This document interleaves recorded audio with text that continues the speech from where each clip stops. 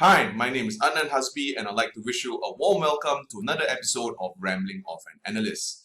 In today's episode, we're going to look at a couple of things.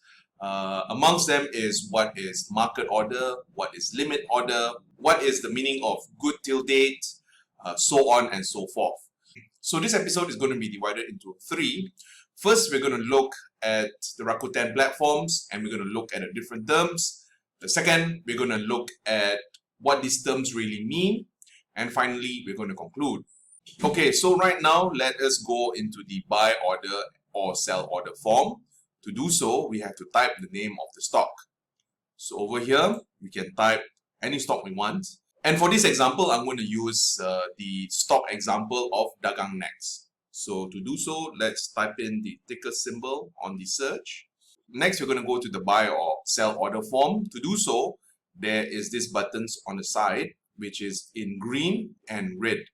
So over here is the buy order form. And if we want to go to the sell order form, we can just press this particular button. And notice that how this box is all of a sudden red on top and it says sell order. And over here, it's buy order. The top is highlighted in green. So the first thing we're going to look at is the order type. All right. There is a drag down and it will allow us to pick two, a market order and also limit order. But before that, when we click on market order, we will notice that there is a change in the interface, right? So limit order, you have more boxes, I guess. Market order, you have less boxes, right? So basically how a market order works is assuming if we want to buy a share for maybe 840, for instance, right? But having said that, when we place that particular order, the stock price actually went up to 850. So over here, the platform will buy our share for 850, right? Not 840, where we initially wanted to buy that particular stock for.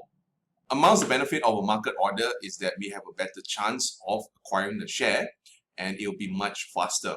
But on the downside, however, if we put our order at 840, if the stock price were to move up to maybe 850, our order will be filled at 850.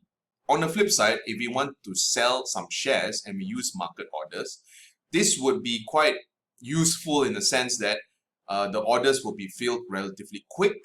And if the price is dropping really quickly and we want to exit that particular stock as soon as possible, maybe market order will enable us to exit the share as soon as possible. So over here, we can either do a market order buy or market order sell. We'll notice that under market order buy, we will see the ringgit amount we have or I have on top, which will enable me to buy that particular share. And when we click sell, we will see the available quantity. Over here, I've not bought any shares, so it's 0 for the time being. The next thing is limit order. If we click on limit order, we will see a couple of things. The first is the limit price. The second thing is we can click this particular option, which means good till date.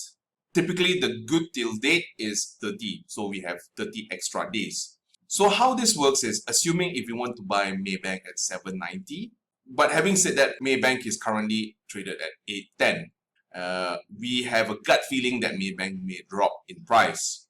So over here, we can either do a limit order for 790 and the system will check the stock price to see whether it hits the 790 range. Should the stock price actually hit the 790, the order will be fulfilled in the next 30 days. But having said that, if the stock price does not reach 790 at all, what's going to happen is the platform will not fulfill our order. So after 30 days, we will not own that particular share since it did not drop to 790. And amongst the benefit of limit order is that if we want to buy a particular share at a particular price, we don't really have to log in the platform on a daily basis. So this is basically automated trading whereby the system will check to see whether our limit price equals to the market price. If it matches, the system would fulfill the trade. So the same thing can be said with regards to a limit order sell, assuming if you want to sell the shares for maybe 890. So should the share hit the 890 mark, the system will fulfill the order. But having said that, if we have a limit order or limit price of 9 ringgit, what's going to happen is that if the share price does not hit the 9 ringgit mark, from 890, it may just drop. So over here, we may miss an opportunity to sell that particular share. And finally, I had a couple of questions with regards to cut loss. So over here, we can actually even use limit order for us to cut loss, assuming if we bought a share for 9 ringgit. And for some reason, we think that the share may drop in value, right? Maybe we are a risk-based investor. And every time if we buy a particular share, and if that share actually drops down to a particular level, we want to hive off our particular holding on that share. Over here, we can actually use limit order for our cut losses. So we can actually set a lower limit order or a lower limit price. That way, should we purchase the stock for 9 ringgit and the stock actually drops in value, the system will fulfill that particular order. So that in a nutshell is market order, limit order, good till date, and we also discussed a little bit about cutting loss and also taking profit. Should you guys have any questions in the future, please do ask. And as you guys know, I'm always reading my comments and I always answer all my comments. With that, guys, take care and I hope to see you in the next episode.